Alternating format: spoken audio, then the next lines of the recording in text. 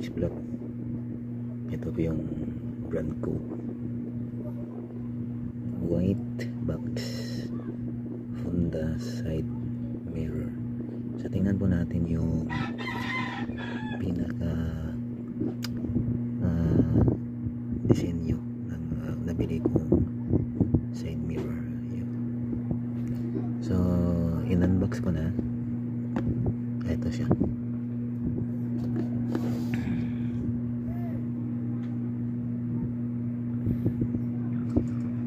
So ito, bumili na din ako ng nut na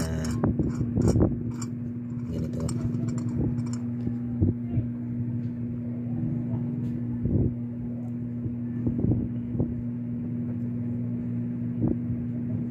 Back up yan kung magkaroon ng lost thread or kung hindi mo fit in yung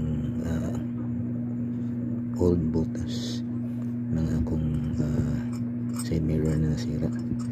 So pag hindi yan mag-fit in, ito yung ilalagay ko. I-welding ko ito sa mismong bakal. Kasi ganun ay ilalagay ko ito. At ito na siya. Ito, kung malapitan. Ayan. Ano siya? Medium size.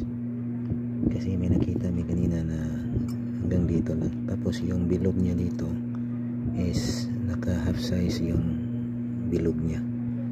So ito yung binili ko kasi mas malaki siya. At tsadang-tsada yung disenyo niya.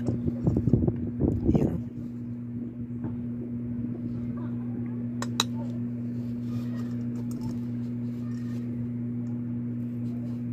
So dito lang mga Madmax. And then bantayan nyo yung pag-install ko nito. Peace out. Boom.